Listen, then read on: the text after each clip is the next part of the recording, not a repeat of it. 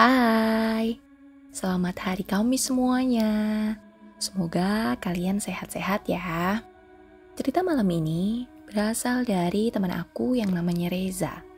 Reza akan menceritakan salah satu pengalaman serem yang pernah dia alami saat pulang kerja dan melewati salah satu jalan yang cukup dihindari ketika malam. Wah, kira-kira kenapa ya? Hai, namaku Reza. Aku kerja sebagai admin gudang di sebuah perusahaan barang kebutuhan rumah tangga. Lokasinya di kawasan industri Cakung. Jam kerjaku mulai dari jam 8 pagi sampai jam 5 sore.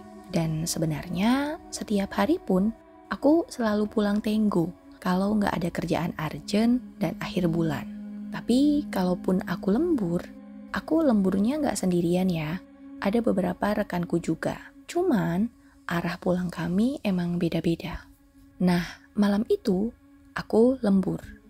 Mungkin aku baru keluar kantor sekitar jam 11-an lah. Kami lembur karena selain itu momen akhir bulan, kebetulan juga ada beberapa data yang harus kami siapkan. Jadi ya sampai selarut itu. Padahal biasanya paling malam jam 9 kami sudah pulang. Dan karena emang bisa dibilang hari itu cukup hektik, badanku rasanya capek banget dan lagi agak ngantuk. Padahal sedari siang aku sudah hajar pakai kopi. Tapi karena emang mungkin otakku yang capek kali ya, jadi kayak nggak ngaruh itu kopi. Seger enggak, mules iya. Saking banyaknya nenggak kopi. Padahal nanti aku harus pulang bawa motor. Awalnya setelah cekrol, aku nongkrong dulu di pos satpam depan sambil ngobrol dengan beberapa satpam yang ada di sana. Sambil ngeliat satu persatu rekanku pulang. Mas Reza, kelihatannya ngantuk banget mas. Aman gak pulangnya? Tanya salah satu satpam yang bernama Pak Dedi. Iya nih Pak, padahal udah habis 4 gelas kopi saya loh. Pulang arah mana sih mas Reza? Kalau jauh mah nginep di pos aja mas. Ada kamar itu di belakang. Wah, makasih Pak. Saya deket kok di daerah ini, jawabku. Ya lumayan itu. Kuat mas. Aman Pak, nanti kena angin juga seger Pak. Mas, kalau pengen cepet lewat Seroja aja mas. Biar gak muter. Tapi ya gitu, jalannya sepi. Gak kayak jalan utama. Tahu kan jalan Seroja? Oh iya bener, cepet tuh. Tapi kalau malam gini aman kayak Pak? Kalau sepi doang sih nggak apa-apa. Takut begal doang Pak. Harusnya sih aman ya mas. Kawasan industri sana kan walaupun kosong tapi masih dijaga satpam tiap PT-nya. Katanya lagi, aku yang tadinya nggak kepikiran sama sekali lewat jalan sana, akhirnya memutuskan untuk lewat jalan Seroja untuk menghemat waktu.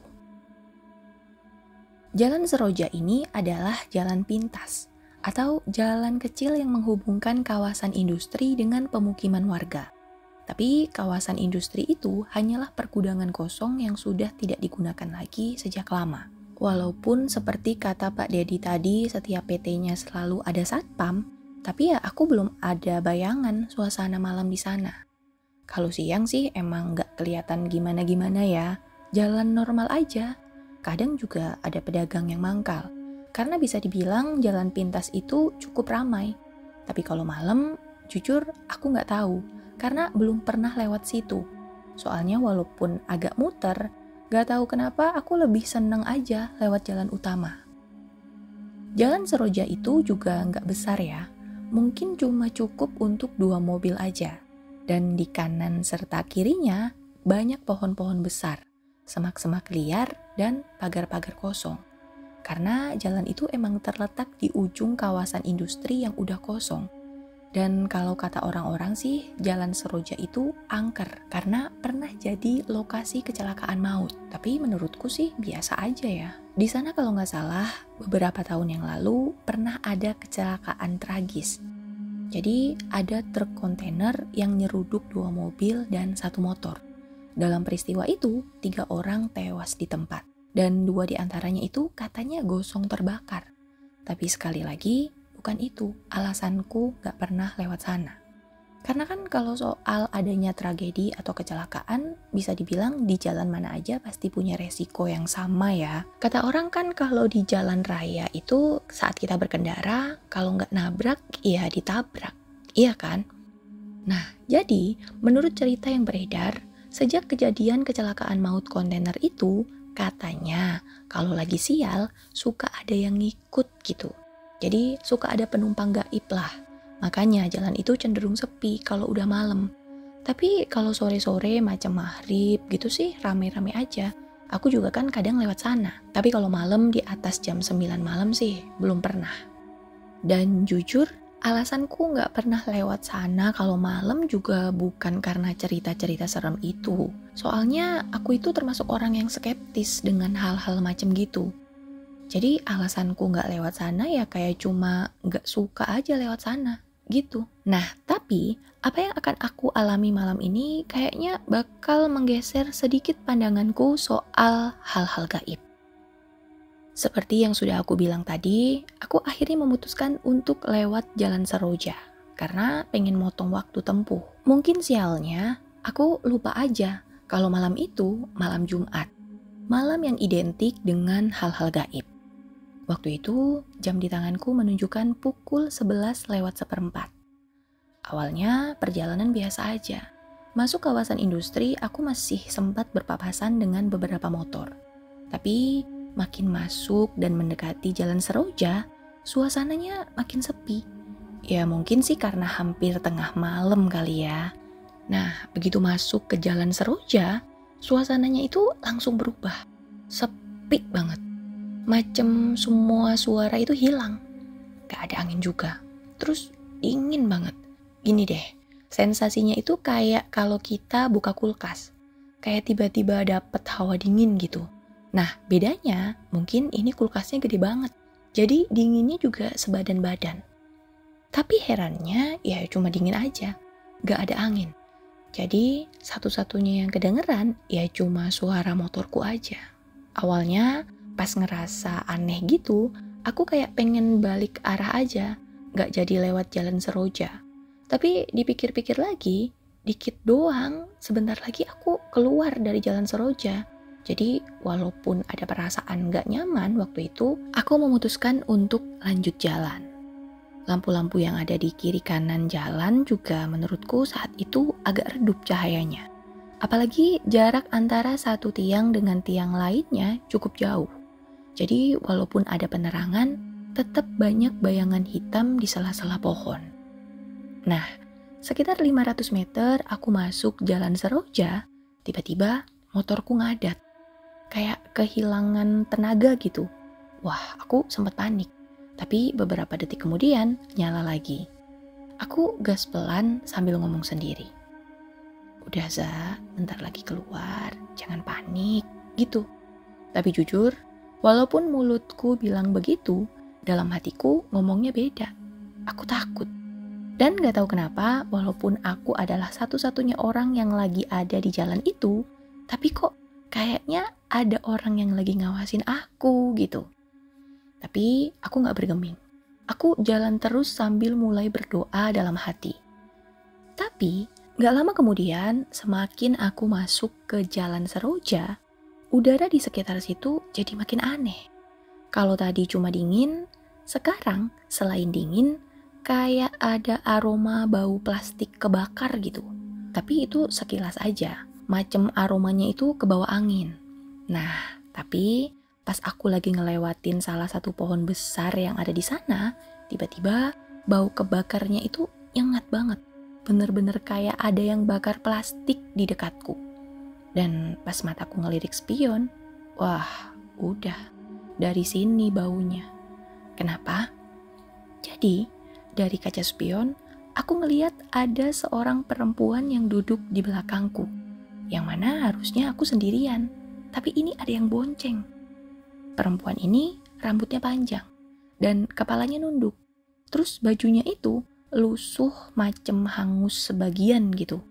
Saat itu aku refleks ngerem mendadak, terus langsung nengok ke belakang. Tapi begitu nengok ya kosong, gak ada apa-apaan. Wah, saat itu degup jantungku gak karuan. Tapi aku masih coba berpikir logis. Aku capek kali ya, sampai halu gini. Yuk Reza yuk, gak ada apa-apa, batinku. Pelan-pelan aku jalankan lagi motorku. Harusnya sih sebentar lagi aku keluar dari jalan Seroja, karena waktu itu sudah hampir di ujung jalan. Tapi beberapa saat kemudian, aku ngerasa kalau aku kok macem balik lagi. Kenapa aku ngeh? Karena tempat tadi aku sempat berhenti pas ada perempuan di belakangku itu, tepatnya ada di sebuah pohon besar. Nah, aku ini kayak ngerasa ngelewatin pohon itu lagi. Aku hafal pohon itu walaupun gelap karena di sana ada plang bertuliskan hati-hati rawan kecelakaan. Nah, aku lewat pohon itu lagi dan ngeliat plang itu lagi. Logikaku gak mungkin kan ada plang yang sama di beberapa pohon. Dan lagi plang itu spesifik, pelangnya macam miring rusak gitu. Kalaupun misalnya di tiap pohon ada peringatan gitu kan, setidaknya nggak sama persis lah, sama-sama miring semua gitu. Kan enggak ya harusnya. Dan karena aku ngerasa ada yang nggak beres, aku pun beraniin diri untuk berhenti. Dan saat aku perhatikan sekitar, ya sama, aku tadi udah lewat sana. Wah, nggak bisa, aku harus putar balik, pikirku. Jadi tanpa pikir panjang lagi, aku putar balik. Tapi anehnya, saat aku putar balik dan jalan beberapa menit, ternyata aku kembali ke titik itu. Wah, kenapa nih? Dan lebih anehnya lagi, pas aku ngelihat jam tangan, ternyata waktu menunjukkan pukul 11 lebih 17 menit. Jadi hanya sekitar 2 menit dari aku keluar gerbang kantor. Wah, aku makin bingung. Padahal aku udah cukup lama berkendara. Ini jalanannya yang muter, apa waktunya yang berhenti? Saat itu aku mulai benar-benar panik. Keringat dingin mulai ngucur dari punggung aku. Dan aku juga mulai ngebut. Pokoknya yang ada di pikiranku, aku harus keluar dari jalan ini.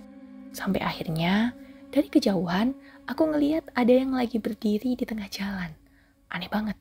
Dan itu perempuan. Siapa itu? ODGJ, pikirku. Karena emang dia berdiri di tengah-tengah, sendirian pula.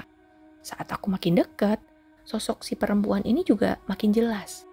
Perempuan itu rambutnya panjang. Wajahnya pucet kayak orang sakit.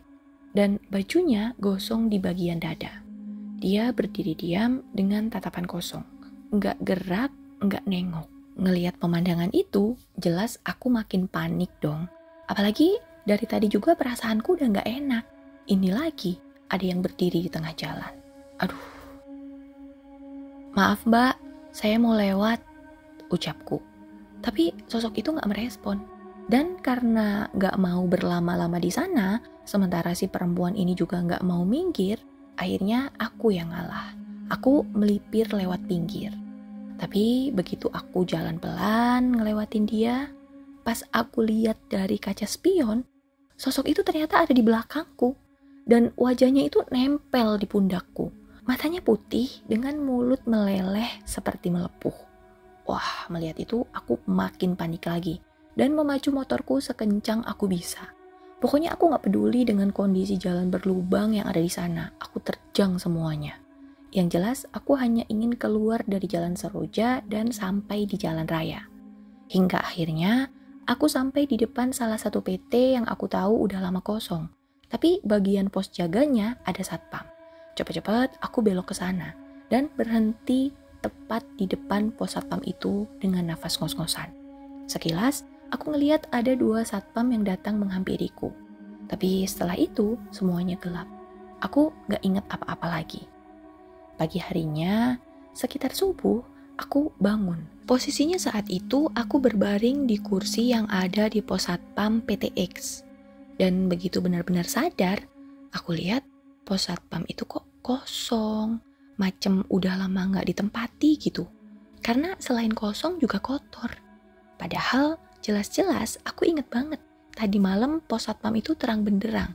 Dan ada satpam juga yang menghampiriku. Pas aku lagi lihat-lihat sekitar, di sampingku ada sebuah ID card yang tergeletak begitu saja di lantai pos jaga. Sekilas itu adalah ID card sebuah PT yang ada di kawasan itu. Tapi posisinya udah hangus itu ID card. Cuma nyisain bagian fotonya aja yang masih bisa kelihat. Terus pas aku perhatiin foto yang ada di ID card itu, aku inget.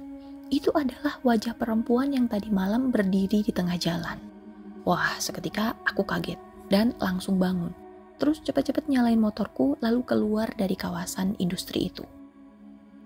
Setelah kejadian itu, aku gak berani lagi lewat jalan Seroja kalau malam. Tapi kalau pagi, siang, atau sore sih masih suka lewat. Dan ya gak ada kejadian apa-apa, semua normal. Mungkin malam itu aku emang lagi sial aja. Selesai. Hai Mas Reza, makasih ya ceritanya. Wah, serem juga ya kalau ketiban sial lewat jalan itu. Semoga nanti-nanti perjalanan kamu aman-aman aja ya dan lancar-lancar juga. Buat teman-teman yang mungkin juga punya cerita serem, boleh banget kirim ke alamat email ini. Walaupun penakut, aku selalu excited bacain satu-satu cerita serem kalian. Makasih banyak untuk kamu yang udah dengerin. Makasih juga buat yang selalu komen. Wah, kalian istimewa sekali. Buat kalian yang mungkin baru nemu channel ini juga selamat datang. Aku yang penakut ini akan hadir setiap hari Kamis dan Senin. Kalau kalian gak mau ketinggalan cerita-ceritaku, kalian boleh subscribe channel ini. Terus buat yang suka dengan ceritaku juga boleh banget klik tombol like-nya. Sugeng Dalu!